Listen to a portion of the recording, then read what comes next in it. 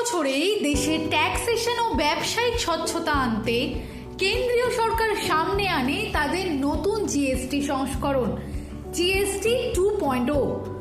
নতুন এই জিএসটি আসার পর থেকে সরকার বারবার বলেছে ইজি অফ ডুইং বিজনেসের কথা, কিন্তু তারপরও প্রশ্ন উঠছে এর প্রয়োগ কি আদেও সহজ হচ্ছে? এই বিষয়ে যখন দেশ জুড়ে চর্চা তুঙ্গে, সেই আবহেই কলকাতার এক সম্মেলনে উঠে এলো ট্যাক্সেশন জিএসটি কাঠামো সম্পর্কিত কিছু বিস্ফোরক তথ্য। গত শনিবার অ্যাকাউন্টেন্টস লাইব্রেরির 42তম বার্ষিক সম্মেলনে বসেছিল চার্টার অ্যাকাউন্টদের হাট। আলোচনার মূল বিষয় ছিল জিএসটি 2.0। পুরো অনুষ্ঠান জুড়েই ছিল চার্টার অ্যাকাউন্টদের আনাগোনা। অনেক প্রশ্নও ছিল তাদের মধ্যে। নতুন আয়কর আইন 2025 এবং উত্তরাধিকার সংক্রান্ত আইনের রদবদল নিয়েও বেশ কৌতূহল ছিল তাদের মনে। সেই বিষয়টি নিয়ে আলোচনা করেন আইসিএআই এর প্রাক্তন প্রেসিডেন্ট সুনীল তালাটি। এরপরই সম্মেলনের মঞ্চ থেকে আইসিএআই এর আরও এক প্রাক্তন প্রেসিডেন্ট দেবাশিস মিত্র পরিষ্কার জানালেন, চার্টার অ্যাকাউন্টদের প্রতিটি কাজ হতে হবে দেশ করার লক্ষ্যে। যতই প্রযুক্তিগতভাবে এআই ডেভেলপ করুক, আদতে মানুষের বুদ্ধি এবং সততার জায়গা কেউ নিতে পারবে না। এমনকি অডিটরদের ফি নিয়েও যে টানাপোড়েন চলে, তাও নিয়ম মেনে সমাধান সম্ভব বলেই তিনি মনে করেন। তবে শুধু মঞ্চের বক্তৃতাই নয়, সম্মেলন চলাকালীন হেডলাইন্স কলকাতার তরফে আমরা কথা বলে নিয়েছিলাম আইসিএআই এর বর্তমান প্রেসিডেন্ট সহ বিশেষ কয়েকজন মেম্বারদের সঙ্গে। No, there are so many issues left, but nevertheless, this next generation 2.0 is really rate rationalization. Effectively, now you will have a rate of 5%, 18%, and 40%, which is for luxury and sin goods. No more compensation cess.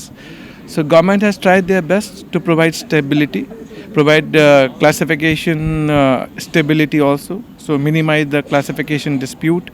And also helping the trade industry and commerce to both sides, taxpayer and tax department, to have simplicity in terms of rate rationalization as a way forward. But in a process, certain things are still open issues, like when you look at particular sector like packaging industry. Paper earlier 12% GST, and packaging corrugated and non-corrugated 12%. So it was at par, no problem. But what happened with the next generation 2.0? Paper rate has increased to 18% and packaging has gone down to 5%. So it is creating inverted duty structure. So kind of, like if you look at toy industry, there's a dispute of manual toy versus electronic toy. Manual toy, it is from 12% to 5%, electronic 18%. But what about paddle driven toy which has got some lights, some music? Can it be said as electronic? Department disputing.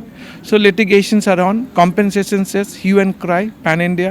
Automobile sector on coal, compensation says all of a sudden is being taken away.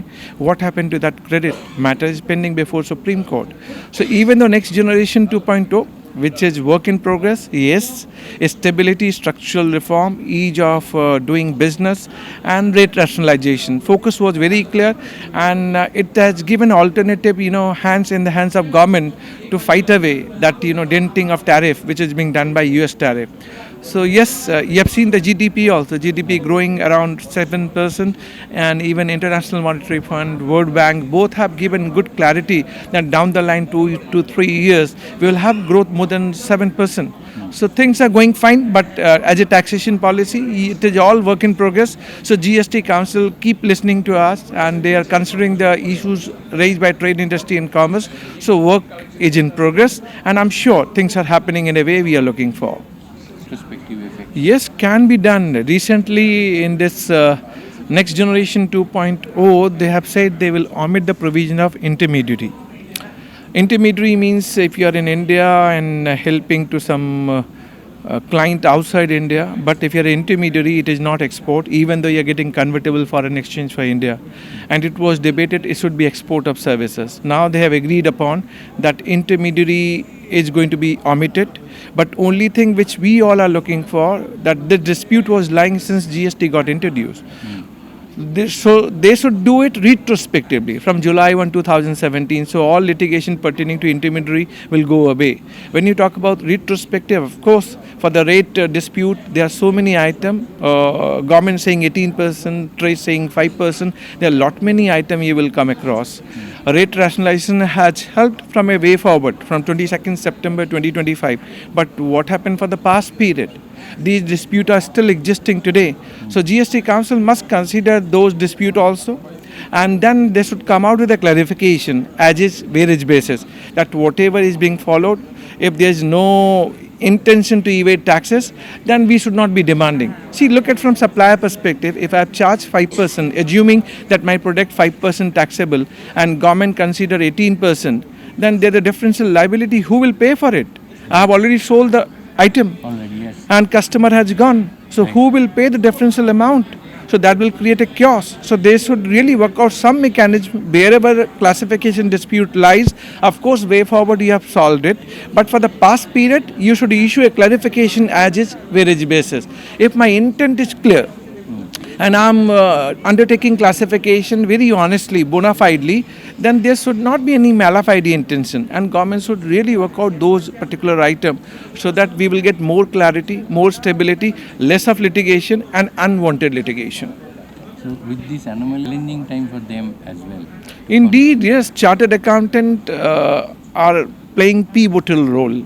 Today's annual conference which is happening, see, in India, if you talk about GDP growth, can you really say without chartered accountant it is possible? Your income tax collection, your GST collection, your compliances, your accounting, your auditing, your return filing, everything is being driven by core factor that we chartered accountant are proudly involved. We are helping trade, industry and commerce to get themselves prepared. We are helping how business to be run. We are doing auditing part. We have seen what kind of audit report, audit trail and everything we are talking about.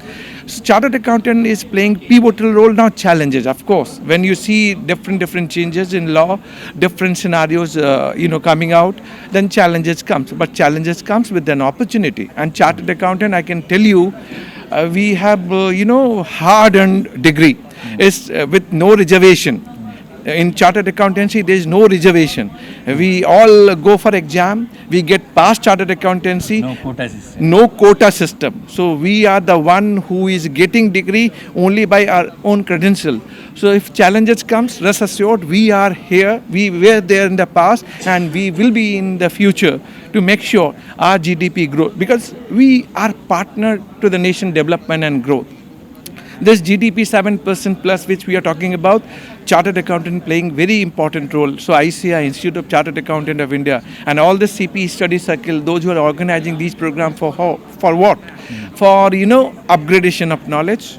What is happening pan-India? What is happening across the world? What are the new techniques, new approach can be adopted in India so that we can provide ease of doing business?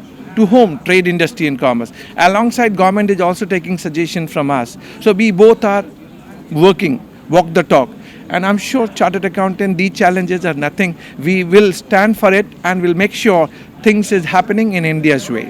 আর আমাদের স্পিকাররা যারা আছেন তারা প্রধানত আমরা আনি আমাদের CA ইনস্টিটিউটের কোনো বড় বক্তাকে। আমাদের এবারে যেমন এসছেন যারা বলছেন তার মধ্যে দুজন হচ্ছেন প্রাক্তন সভাপতি Indian institute of chartered accountants of ইন্ডিয়ার। একজন স্পিকার এসছেন খ্যাতনামা মিস্টার বিমল জৈন, তিনি ইনডাইরেক্ট ট্যাক্সের একজন এক্সপার্ট, এবং ইস্টার্ন ইন্ডিয়া রিজিওনাল কাউন্সিলের পাস্ট চেয়ারম্যান একজন দেবায়ন পাত্র, তিনি বলবেন লাস্ট সেশনে। আমাদের সবসময় চেষ্টা করা হয় এমন টপিক আনতে যাতে যারা অডিয়েন্সে থাকেন তারা তাতে পার্টিসিপেট করতে পারেন এবং সেখানে সবার মধ্যে কথাবার্তা হতে পারে। এখন পর্যন্ত আমরা খুব আনন্দের সঙ্গে বলতে পারি যে আমাদের যারা এসছেন তারা এটাকে উপভোগ করছেন এবং তারা সমস্ত অত্যন্ত প্রয়োজনীয় প্রশ্ন তুলে জিনিসটাকে অনেক লাইভলি করে দিচ্ছেন। শুনুন, প্রথমত যেটা আমাদের পূর্বতন প্রেসিডেন্ট বললেন সঞ্জয় ভট্টাচার্য, সেটা হচ্ছে যে আমরা সবসময় এই অনুষ্ঠানে যে বিষয়গুলো নিয়ে আলোচনা করি সেগুলো অত্যন্ত প্রাসঙ্গিক বিষয়, এবং তার মধ্যে আপনি যে প্রশ্নটা করলেন সেটাও এসে পড়ে। সেটা হচ্ছে এই যে নানা রকম জিএসটি বা অন্যান্য ইনকাম ট্যাক্স বলুন, যে কোনো আইনের যে জায়গায় আর কি, যে কমার্শিয়াল লজ বা ফাইন্যান্সিয়াল লজে যেখানে যে ধরনের এই ভুল ভ্রান্তি বা ফ্রড, বিভিন্ন ধরনের জিনিস হয়, সেই নিয়ে আমাদের এই অনুষ্ঠানে সম্যকভাবে তার পরিচিতি, তার ব্যাপ্তি দেওয়া হয়েছে। সুতরাং সেই দিক থেকে আমাদের আশা এবং আমরা কনফিডেন্ট যে সেটা ভীষণভাবেই মেম্বার যারা আজকে এখানে উপস্থিত অর্থাৎ চার্টার্ড অ্যাকাউন্টেন্টসরা তাদের জ্ঞানকে, তাদের নলেজকে, তাদের কনসেপ্টকে আরও অনেক বেশি ক্ল্যারিটি দেবে। না, আমাদেরকে এই এআই আমাদেরকে হেল্প করছে, আমাদেরকে গাইড করছে না। আমরা যেটাকে এআইকে হেল্প এআইকে আমাদের মধ্যে নিয়েছি আমাদের হেল্প করার জন্য, আমাদেরকে কখনো গাইড করার জন্য না। এরা গাইড করবে না, গাইড করতে পারে না। আমাদের যা নলেজ, ওই নলেজের উপর ওরা হয়তো যেসব কাজগুলো অনেক রিপিটেটিভ হয় সেগুলো এআই আমাদেরকে সহায়তা করে। এই ছাড়া এআই কোনো মতে কোয়ালিফাইড একজন চার্টার্ড অ্যাকাউন্টেন্টকে গাইড করতে পারে না। বলুন।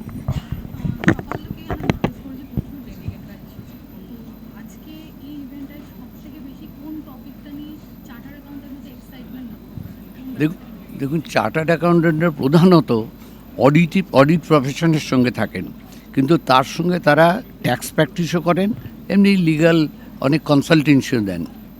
আমাদের ফার্স্ট সেশনটা ছিল ইনকাম ট্যাক্স ওরিয়েন্টেড, তাতে একজন প্রাক্তন সভাপতি মিস্টার তালাতি যেটা বলে গেলেন, পার্টিকুলারলি একটা টপিকের এমন টপিকের উপর উনি বললেন যেটা নিয়ে আমরা খুব চর্চা করি না, সেটা হচ্ছে এইচইউএ, মানে হিন্দু আনডিভাইডেড ফ্যামিলি, তার ট্যাক্সেশন কী করে হয় বা উইল কী করে হয়। সেকেন্ড সেশনটা আমাদের প্রাক্তন সভাপতি ডক্টর দেবাশিস মিত্র বললেন, উনি যেটা বললেন সেটা আমাদের প্রত্যেক চার্টার্ড অ্যাকাউন্টেন্টের জন্য প্রয়োজনীয়, সেটা হচ্ছে আমাদের অডিট ফাংশনিংয়ের ব্যাপারে সেখানকার কি রিকোয়ারমেন্ট। আমাদের থার্ড যেটা হবে সেটা হবে একেবারে কারেন্ট জিনিস নিয়ে। এই যে জিএসটি আপনি একটু আগে জিজ্ঞেস করেছিলেন, জিএসটি 2, সেটা নিয়ে মিস্টার বিমল জৈন বলবেন। আমরা আশা করছি সেটা আমাদের কাছে খুব প্রয়োজনীয় হবে। এবং লাস্ট যে টপিক আছে, যেটা আমাদের রিজিওনাল কাউন্সিলের পাস চেয়ারম্যান দেবায়ন পাত্র বললেন, সেটা আমাদের প্রত্যেকটি চার্টার্ড অ্যাকাউন্টেন্টের কাছে প্রয়োজন, কারণ উনি এথিক্যাল ব্যাপার নিয়ে বলবেন। আমাদের ইনস্টিটিউট থেকে কিছু কিছু জিনিস ঠিক করে দেওয়া আছে যার বাইরে আমরা যেতে পারি না, যেখানে আমরা সেটাকে মেনে চলতে হবে, সেইটা নিয়ে ওরা আলোচনা করবেন। সেই জন্য আমার বিশ্বাস এবং আমার সঙ্গে যারা রয়েছেন তাদেরও বিশ্বাস যে প্রতিটি ডেলিগেট অত্যন্ত প্রয়োজনীয় উপকার পাবেন এখান থেকে। অনেক ধন্যবাদ।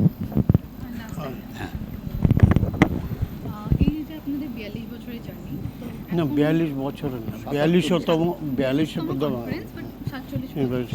77। আমাদের তো প্রথম থেকেই আমরা যেসব কাজগুলো করছি, এই ডিজিটালের ইয়েটা হেল্পটা আমরা সবসময় নিচ্ছি। হ্যাঁ, ডিজিটাল আপনি বলুন অ্যাকাউন্টস করার সময় কম্পিউটার যখন আমাদের মধ্যে প্রচলন হয়েছে, সব কিন্তু আমরা সাথে সাথে চার্টার্ড অ্যাকাউন্টেন্টরা প্রথমে এটাকে অ্যাডপ্ট করেছে, নয় কি? চার্টার্ড অ্যাকাউন্টেন্ট অ্যাডপ্ট করেছে সব জায়গার মধ্যে। এই কমার্শিয়াল ওয়ার্ল্ডের মধ্যে চার্টার্ড অ্যাকাউন্টেন্টের প্রথম এই ইয়েতে ডিজিটাল নিয়ে চর্চা করেছে, ডিজিটালকে কমার্শিয়ালি কাজে লাগিয়েছে। হ্যাঁ, আর এটা হচ্ছে আমাদের বক্তব্য আর কি। এই যে আপনার এআই আসছে, এআই তো আমরা এটা তো ডিজিটালের ফার্দার এক্সটেনশন। এআইটা আমরা ব্যবহার করছি, ব্যবহার করে প্রচুর আমাদের সময় কমে যাচ্ছে। আমাদের যেগুলো বারবার লিখতে হচ্ছে সেইগুলো লেখাটাকার দরকার নেই, সেগুলো অনেকটা অপ্রয়োজনীয় এখন অপ্রয়োজনীয় হয়ে পড়েছে। এছাড়া এইটাই আমাদের সবশেষে একটা জিনিস স্পষ্ট বোঝা গেল, যত দিন এগোচ্ছে আইনে যেমন বদল আসছে, তেমনি ট্যাক্স আর জিএসটি নিয়মেও বদল হচ্ছে। আর সেই বদলের সাথে তাল মিলিয়েই সাধারণ মানুষ ও ব্যবসায়ীদের সঠিক পথ দেখানোর শপথ নিয়েই শেষ হলো ওই দিনের এই সম্মেলন। ক্যামেরায় জয়গিরির সাথে দিশা দাসের রিপোর্ট, হেডলাইন্স বিজনেস। আনন্দ আর ভালোবাসার দীপ্তিতে গড়া সমুজ্জ্বল পরমা, ঠিক তোমারই মতো। শ্যাম সুন্দর কোম্পানি জুয়েলার্স, আগরতলা, উদয়পুর, ধর্মনগর, কলকাতা।